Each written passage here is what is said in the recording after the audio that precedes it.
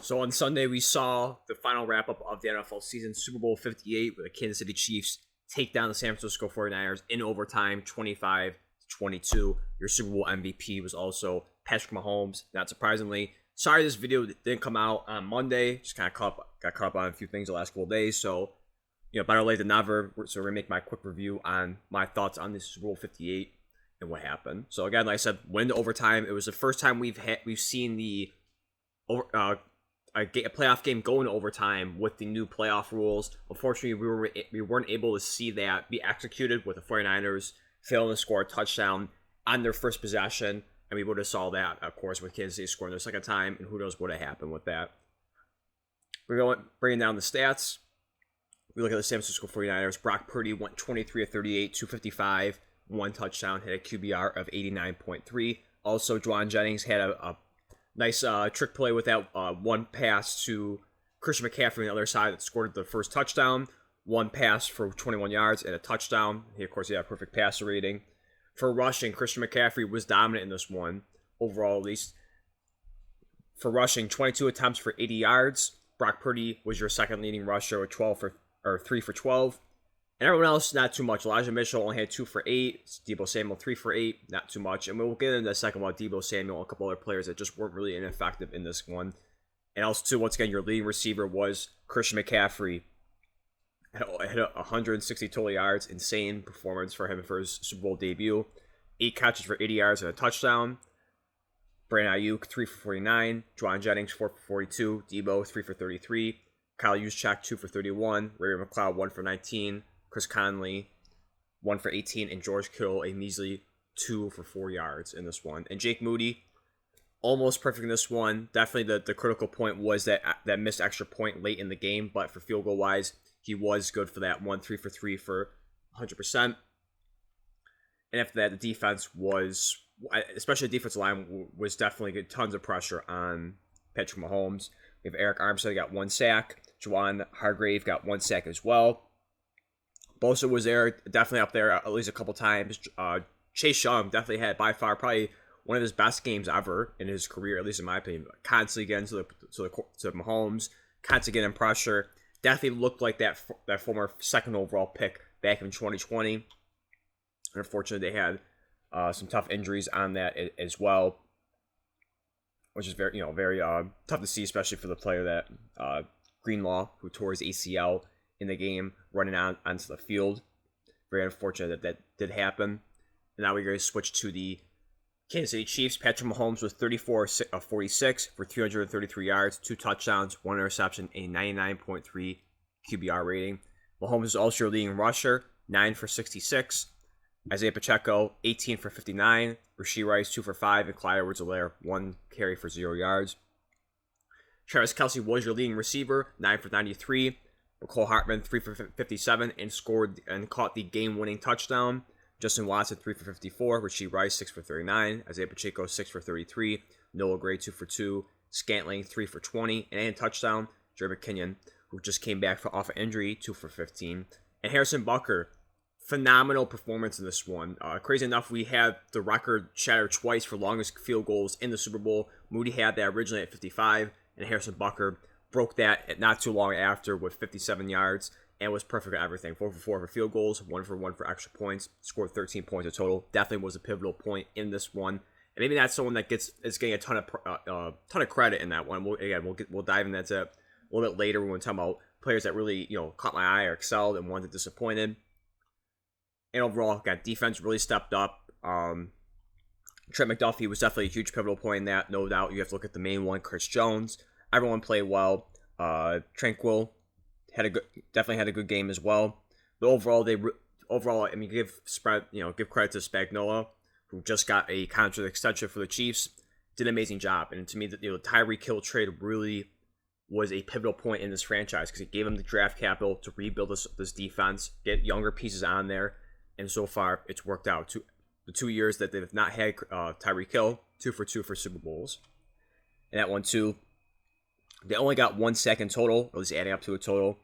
George Kalfitz, if I pronounce that right, had half a sack. And I think there was one other person. Yeah, Justin Reed also had half a sack in this one. So with that being said, let's dive into my thoughts on the game. This one, unfortunately, it's going to be probably more so about the 49ers because I think my big point that I drew from this is that, once again, they failed to close it out. And this is a recurring thing about Kyle Shanahan with 2 Super Bowls as a head coach and going back to the Falcons as an offensive coordinator. You're starting to see a trend. For 3 straight Super Bowls, him being a pivotal point in that for coaching, he's blown massive leads, especially if you just want to focus as a head coach wise. Same story once again. Back in 2019 when they faced the Chiefs in their first Super Bowl, had a 10-point lead going into the fourth quarter, ended up losing that. In this one, once again, 10-point lead at one point in the game. Cost them. Now, they didn't get blown out as much as how it was the last one. I think the last game was 31-20 was the final score for the Chiefs, so they kind of pulled away towards the end. This one came down to overtime. So, played better, wise, as opposed to last game, or last Super Bowl matchup. The big difference being at quarterback from Jimmy Garoppolo to Brock Purdy. But overall, I think it was just massive missed opportunities for the 49ers. And give credit to Kansas City. Don't want to make it seem like they didn't do anything. They had to put the effort in. They had to put the work in to get back in this game and make the plays possible.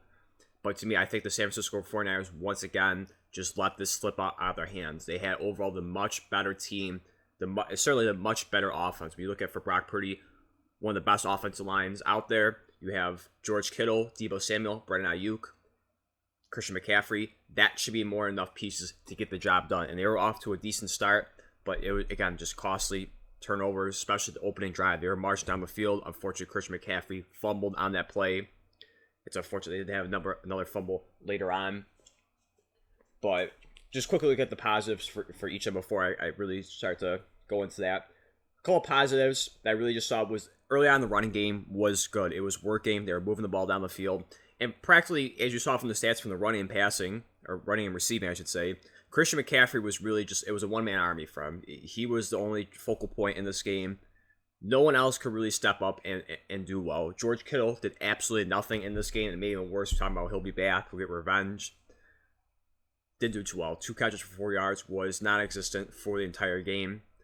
Deebo Samuel, once again, he was a little banged up in the game. Had to constantly keep coming in and out of the lineup. Once again, was not a factor.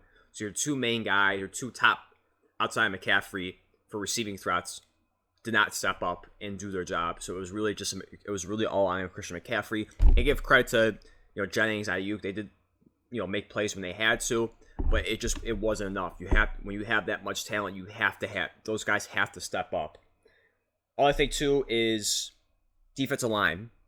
I think the defensive line did a fantastic job overall towards the end. If you want to say they're just kind of just running out of energy, running out of steam towards the end of the game. Momentum was shifting back to Kansas City. But overall, I think they have more than enough pressure on Mahomes. And this is what, just going back to, they just let it slip away.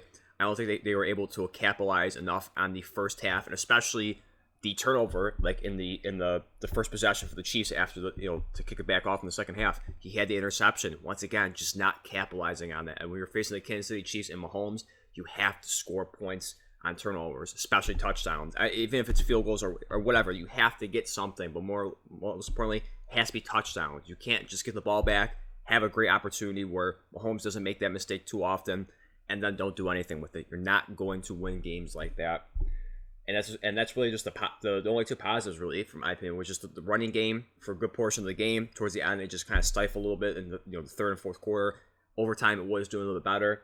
And also defensive line. Those are the only 2 positives I really got out of the 49ers for this one. Not negatives. There's a lot of them. Turnovers, once again. Christian McCaffrey, first fumble. They also had another fumble later on in the game.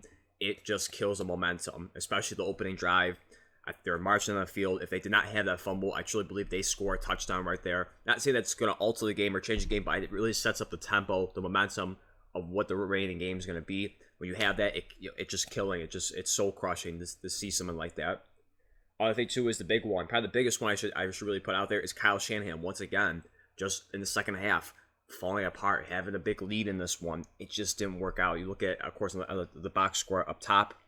They were doing good. 10-3 was the score. It seemed like everything was in their favor. After that, only 12 points scored in the second half. If you want to take away overtime, they only scored 9 in the second half of regulation. You look at Kansas City Chiefs scored 16 points in the second half, without even again, not even including overtime whatsoever. So you look at regulation, second half, 16-9.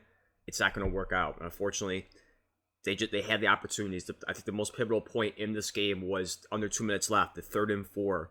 If they make that, I truly believe they go on to win that game. And we were talking about the 49ers winning the Super Bowl. It was a pivotal point, and I don't want to say it just seemed too obvious that there was going to be a blitz play on that one on Purdy. It just didn't seem like there was any safety blanket. There wasn't an insurance policy in case there was a blitz. They could dump it off to McCaffrey or whoever to get that short yardage. It was only 3rd and 4. Those were the 4 most important yards in that game. If you get that, where the Chiefs only have 2 timeouts, most likely you are going out of this game winning it. And once again, winning the coin toss. Now, of course, the overtime rules. Even if they score a touchdown, it doesn't change anything. They still have to go. They still have to kick it back to the Chiefs, and they have to answer. But it puts the Chiefs in a much tougher spot. When you score a touchdown, you have to score a touchdown. Now you have to answer back equally, or else you're not going to win it. If you kick a field goal, it gives all the momentum in the world, because with how Bucker was playing, we don't have to worry about that. Once we get past the 50-yard line into the 49ers territory, we're set. It's almost a guarantee 3 points is going on the board. But now we're going for the kill, the touchdown. That was the pivotal point, is they had the opportunity to score a touchdown, to put pressure on Kansas City. And once again, even if Kansas City goes down the field and like they did and score, they still have to kick the ball back to you. And then it's all fair game. All you have to do is march down the field enough to kick a field goal, and you walk out here as champs again.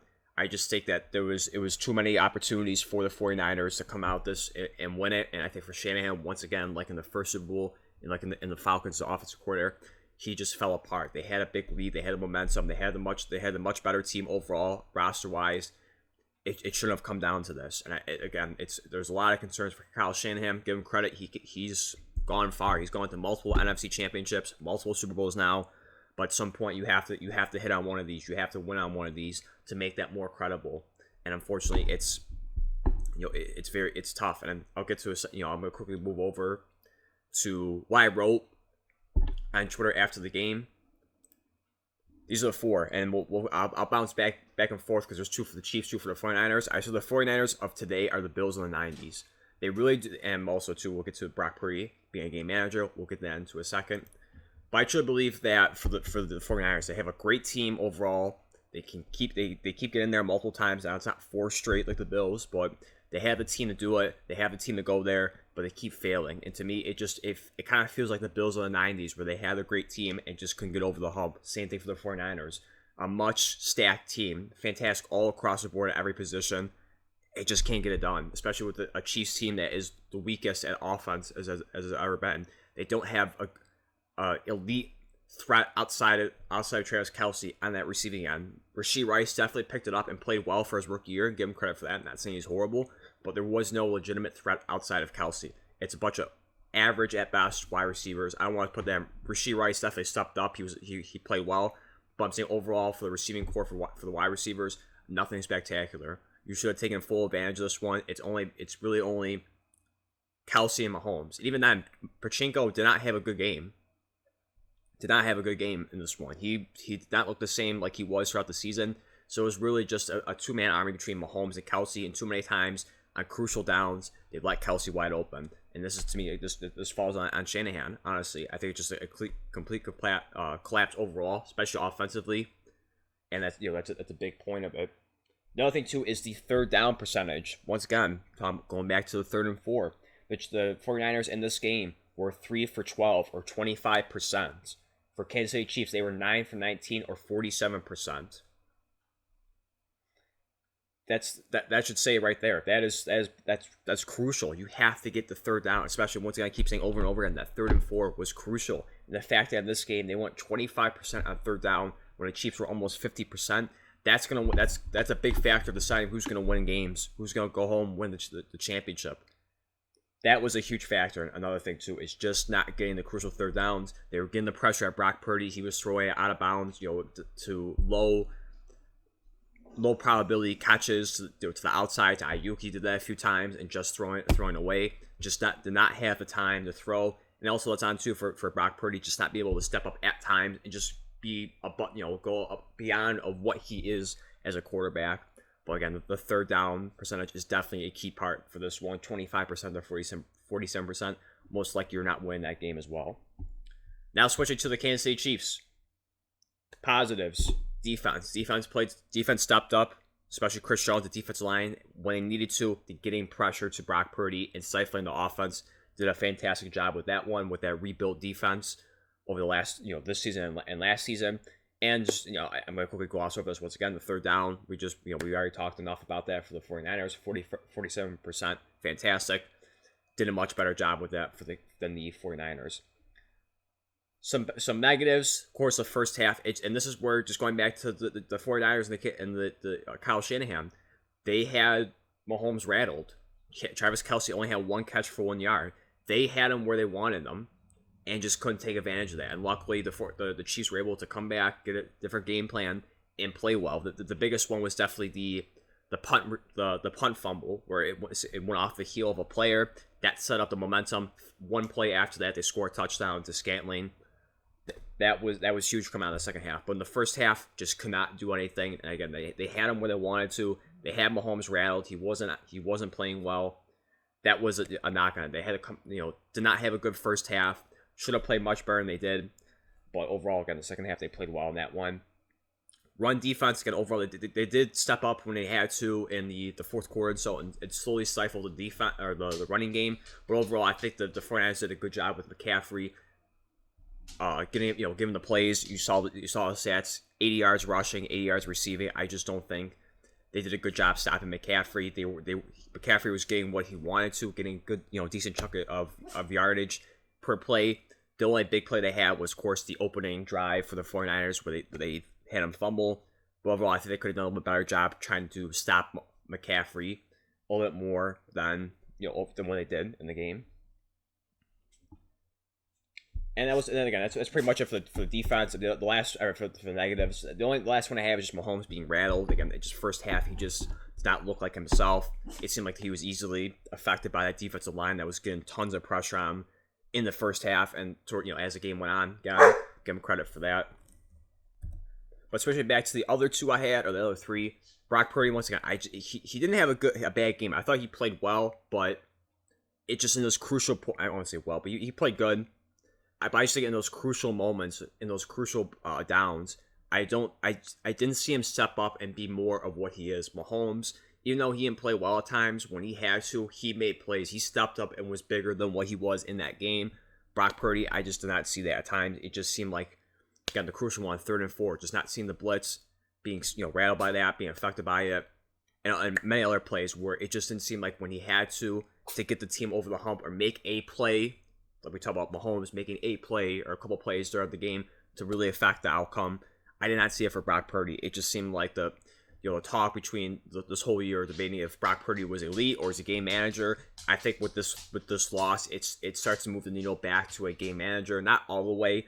Overall, Brock Purdy did have a great season and definitely played well and probably proved people wrong as opposed to what they thought his rookie year where he thought it'd be a 1-year wonder.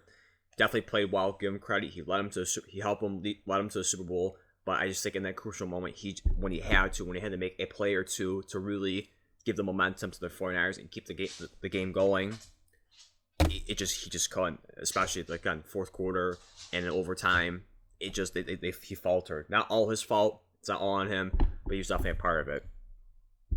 Going back to number 1 and number 4 for the Chiefs, we have Mahomes solidifies himself as the second best quarterback of all time as of now. I don't want to buy the narrative of people already just going to he's the greatest quarterback of all time. We had this discussion last year when he won his second Super Bowl. He still has a far way to go, even though he's had a phenomenal first 6 seasons as a starter. Absolutely legendary, phenomenal. I don't think we'll ever see a quarterback have the start he's had. But let's slow down on the Brady talk for the go. He still has a long way to go. But as of right now, he is no doubt the second best quarterback of all time. He could definitely catch up. He has a lot more years to prove that. But as of right now, he's solidified himself as the second greatest quarterback of all time. And number 4, Andy Reid is starting to make his case for the GOAT coach status. Even though Belichick has 6 Super Bowls and he still has a decent way to go, Andy Reid's starting to build this, and he definitely has a decent amount more years. He's 64 years old. He has a good amount of years left to coach if he wants to. He can catch up if he gets to maybe 4 or 5. I think the discussion really starts to should be definitely have concrete evidence behind it, because he's already started a dynasty, 4 Super Bowls in 5 years, 3 wins in one of them. If he keeps going another, if they go back, especially next year in New Orleans for Super Bowl 59 and win that and have the three-peat, that's something that Belichick has never done before. If we talk about his GOAT stats, and that dynasty really starts to rival the Patriots ones, even though they had 2 separate dynasties, which is insane to think about in a 19 or 20 year span. That three-peat, if they can do that, or even if they don't win next year and win the year after, I think you start to really have that discussion of Andy Reid again. If he could get to 4 or 5, I think you really have that discussion with that. So no doubt, for both these guys, Mahomes and Reid, they're starting to make their case as to be the GOAT status of the best of all time in their their respected positions.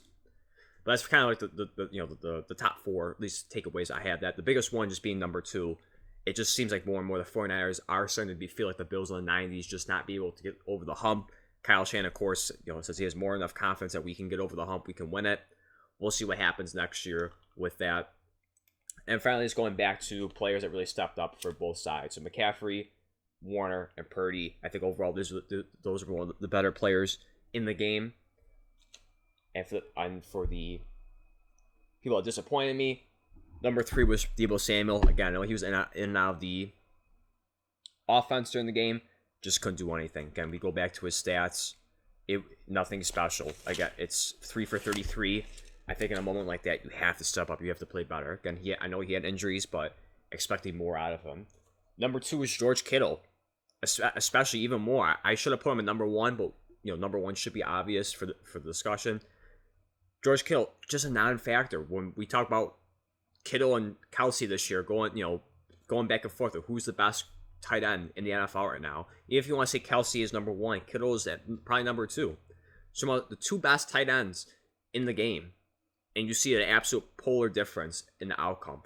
Travis Kelsey, almost 100 yards receiving, 9 for 93. George Kittle, 2 for 4. A complete non-factor for one and an absolute factor for the other. And it's insane to think that Kelsey was the leading receiver for his team and George Kittle was the worst one in terms of, for who recorded at least a catch. Definitely had the worst stats in that one. Definitely disappointed. I know he was run blocking a good amount, but overall, I think it's just, once again, for a weapon-wise, those guys need to step up in those moments. McCaffrey did, Ayuk did at moments, but for Deebo and Kittle, you have to step up and make plays, especially when you have that pain from the first Super Bowl loss. And talk about you want to play with vengeance. You didn't play with vengeance in this one. It was very lackluster performances, at best.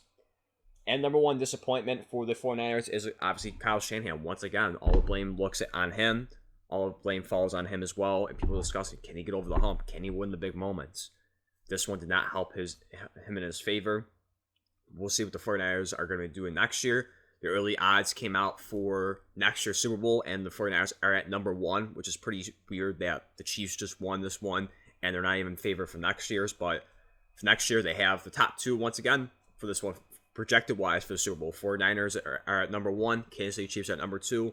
So we'll see if they can live up to that performance, and the rest of the team as well, however the offense or the roster looks next year.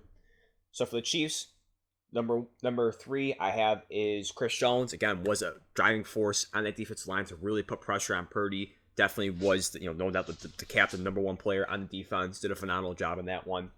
Number 2, Patrick Mahomes. Again, first half did not play well, but second half really kicked in and was clutch. Made plays when he had to, made the runs when he had to, made the right passes. Overall, in the second half and overtime, played phenomenal. And number 1, and this might surprise a lot of people, I don't have Mahomes number 1 or someone else. I have Butker for the Chiefs. When you look at the distances he had to kick, especially multiple being 50 plus in that moment, that's not easy to ask for any kicker. Even though he is one of the best, or if not the best kicker in the NFL, however you want to grade kickers right now, that is not easy. Kicking 57 yards in a big moment like that in a Super Bowl, it is not easy for anybody. That is the most pressure possible at that moment for him. And the fact that he was able to do that multiple times at 50 plus range, especially be perfect 4 for 4 and extra points was definitely came down to that, with Moody missing 1, being absolutely perfect for all of them and scoring contributing 13 points to the 25 in total. I think that's a that's someone that's not getting talked about that much. It might not be a flashy name. People want to obviously put Mahomes or Kelsey or whoever you want to put as the main reason. But I think we should give tons of credit to Butker. I think he had a phenomenal job. He holds the record now for the longest field goal in Super Bowl history. I think we should give him tons of love for that one. He played phenomenal. He did his job. He was definitely a key weapon in this one. And for disappointments, the only two I could really think about was we'll start with the second one, just Sky Moore, and overall just the whole season in general. Just did not do anything. Not a big factor, even though he's one of the top, listed as one of the top wide receivers for the Chiefs. Just did absolutely nothing. I know last year he did contribute, and he did have a touchdown catch. I think even then he had one catch for 5 yards and a touchdown or whatever it was, similar to Kadarius Toney. Just did absolutely nothing for this one. Huge disappointment, huge swing and a miss for the Chiefs for drafting.